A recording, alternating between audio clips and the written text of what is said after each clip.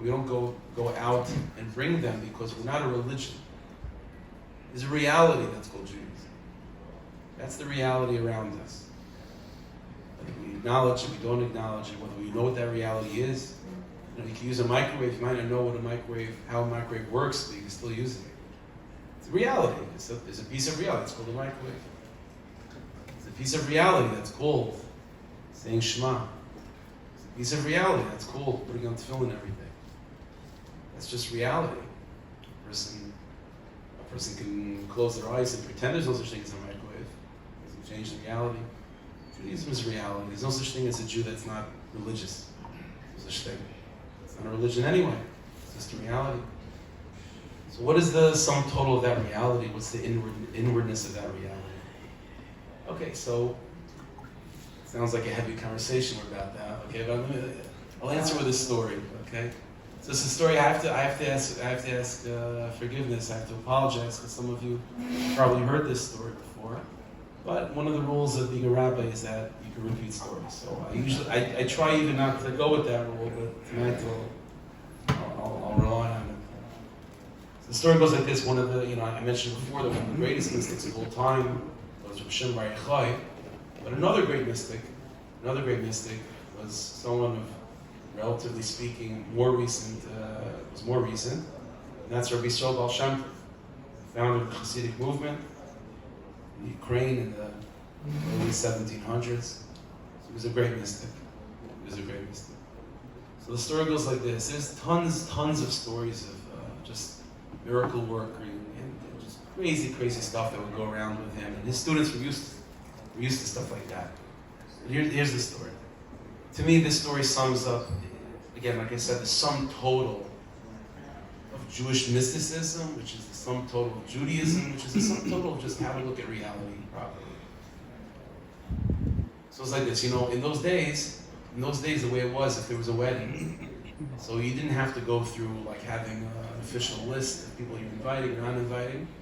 Couples getting married, everyone in town is invited. That's the way it was. Not only that, usually the custom was that it was done outdoors, specifically near the road, so that even passers-by can join the wedding. We also appreciate there was not much going on over there, so like this was the entertainment also when there was a wedding. So the story goes, there was a particular village, and the whole village is very excited because, in a few days there's going to be a wedding, which is exciting for everyone. But more than that, not only was there a wedding, but rumor had it that the Baal Shem Tov, the famous mystic himself, Yisrael Baal Shem, was going to come to officiate the service. He's going to officiate the wedding. So it's an amazing thing. So fine, the day comes, the chuppah is set up outside, the whole town is there, and is waiting to see, is it true? Is the great mystic going to come? So, as it turns out, all of a sudden, a wagon pulls up, and a great rabbi emerges, followed by an entourage. It's a whole scene. It's the Baal Shem Tov himself. And he goes up, and it's the chassan and the kalin, the ceremony begins, people walking down the aisle, it's the whole thing. It's very beautiful. All of a sudden, like I said, the chuppah at the time was by the side of the road. So the chuppah is happening, it's the middle of the chuppah, and all of a sudden, a wagon passes by. Just, guys rubbernecking, passing by, watching what's going on. Guys sticking his head out the window, watching. And then all of a sudden, the Baal Shem Tov takes notice of this wagon coming. Baal Shem Tov makes eye contact with the person. And in 1 second, the Baal Shem Tov turns to the chassan and kallah, literally in the middle of the ceremony, and he says to them, I apologize, if you'll mind, I have to take care of something for a minute. Middle of the ceremony. Baal Shem Tov stops what he's doing. The ring is like half off the finger, So he stops. Makes a beeline to the wagon, to the guy that's sticking his head out the wagon. So Baal Shem Tov goes there, talks to him for 30 seconds, and then goes back to the chuppah and continues the ceremony. So the whole place is shocked by that. In the middle of the chuppah, the rabbi should stop and go talk to someone that's passing by. Now the students of the Baal Shem Tov are used to strange things going on with him, so they make the following calculation. If the Baal Shem Tov in the middle of the ceremony of the wedding is willing to stop the ceremony to speak to someone passing by, it must be that person was a great mystic himself. Because we understand that even nowadays there's such a thing, but in those days especially, there were secret societies of mystics. There was a whole underground network of these things. So it must be that person was a great sage in his own right. And the Baal Shem Tov decided that he has no choice. He has to have a short conversation in their mysterious language. So the students decided, so that's what we're going to do. We're going to seek out that wagon driver. We're going to seek out who the person is to get a blessing from him and to learn more about the secret workings of these mystics.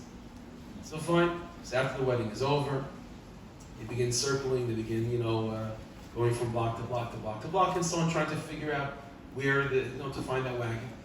They can't find it. They're there for Sheva Brachos, the whole week of the wedding, and every single day they're sort of expanding their search to look more and more where this wagon might be. Eventually, they find themselves in a neighboring town on their way back. And they're passing by one of the streets, and they see a wagon, I don't know, pulled up in the driveway or something at one of the houses, and it looked like that wagon that they saw. It had the same license plate or something. So he goes. So the students go, and they knock on the door, and they say, the person comes to the door, a Jewish person. They ask him, sir, is this your wagon? He says, yeah. So they ask him, did you happen to find yourself, were you by a wedding, X number of days ago in this neighboring town, did you pass by a wedding? So he's like, yes, in fact I did. So they get on the floor and they say, Rabbi, please give us a blessing. It's like, what are you people talking about? I'm just a regular Joe. So he's like, no, we know. Baal Shem Tov came to the wedding to talk to you. You're definitely a special sage and a special mystic. Give us a blessing. I'm telling you, I'm a nobody. I'm just a regular guy. Stop lying to us. Eventually, it turns out they figure out he's a regular guy.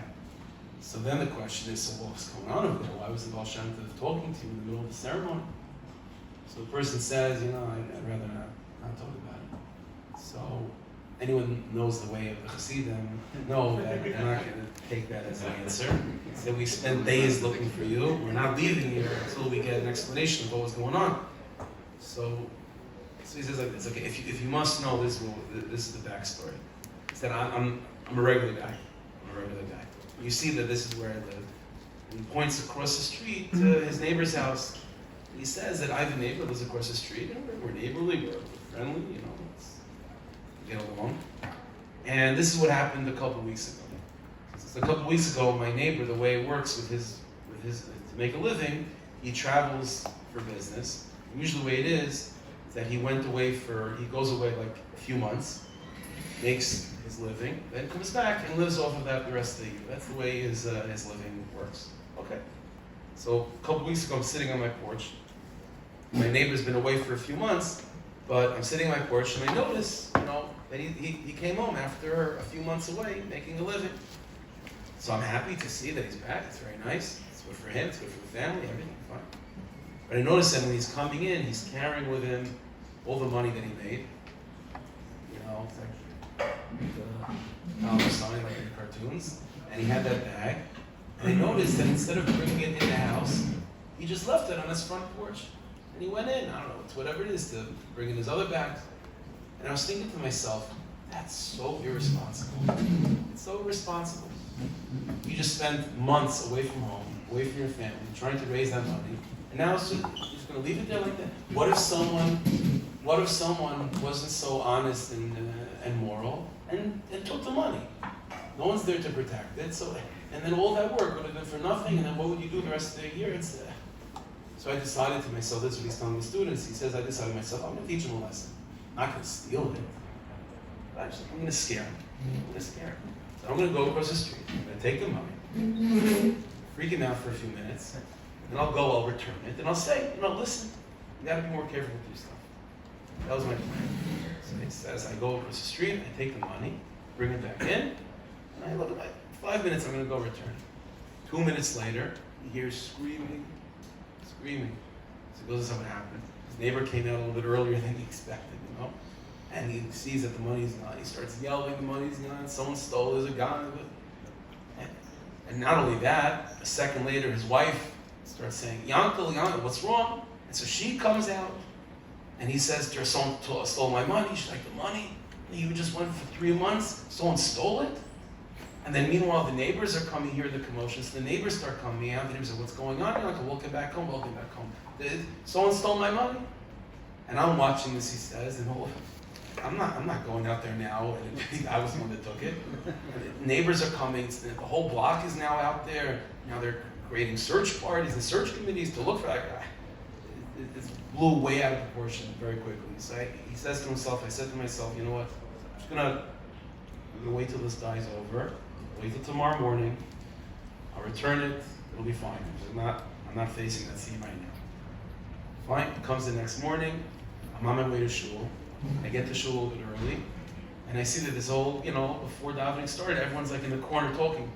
So I go over, and they're talking about the Ganav. They're talking about the story that happened, that Yaakov got home, and someone took the money, and I see that they're getting paperwork ready to make, to put posters up, that if anyone finds the money, rewards are being made, and the whole thing. And now, and the guy says, I said I can't even face that thing, so I just went home. I wasn't even able to daven in shul.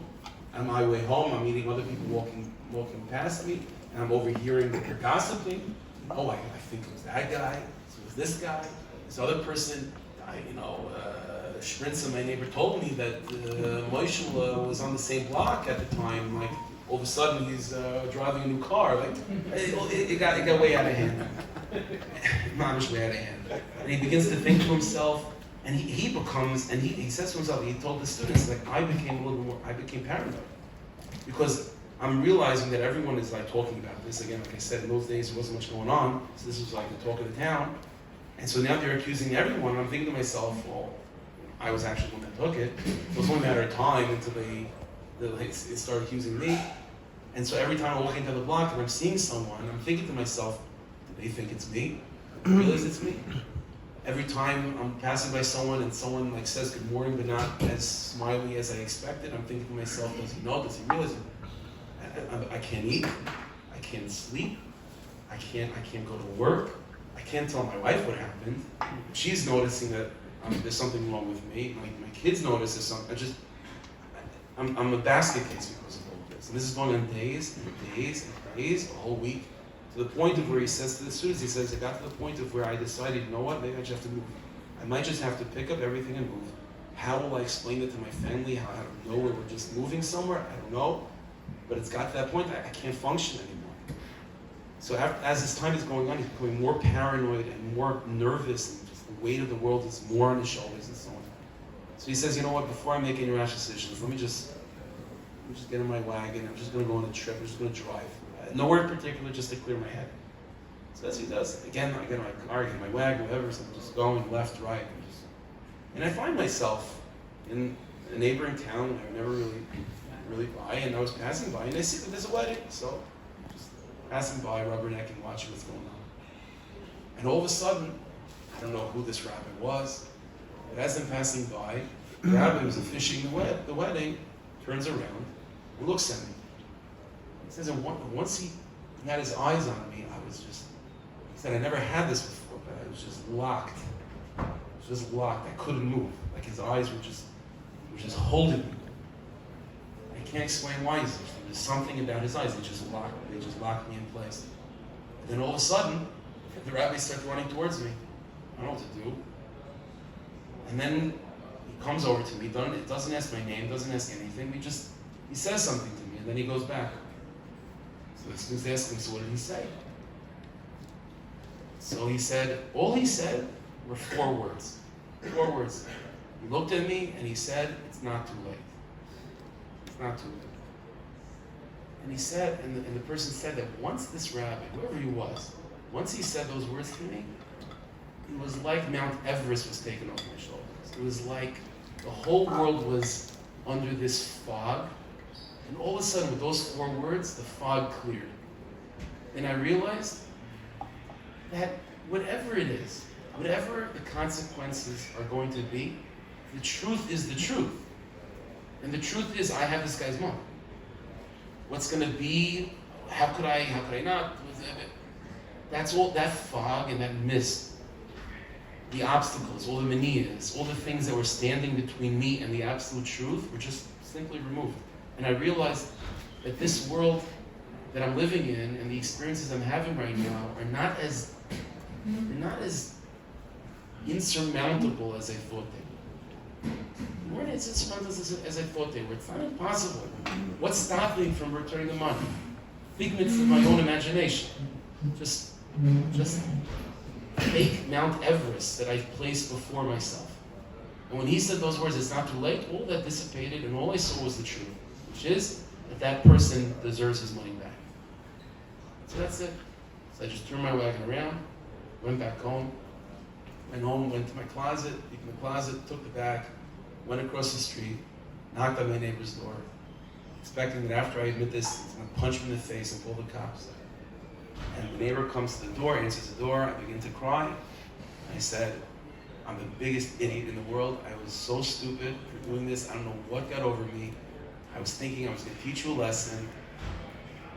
Here's your money. I'm sorry, here's your money back. And bracing myself for a punch in the gut or something. And instead of that, my neighbor begins to cry.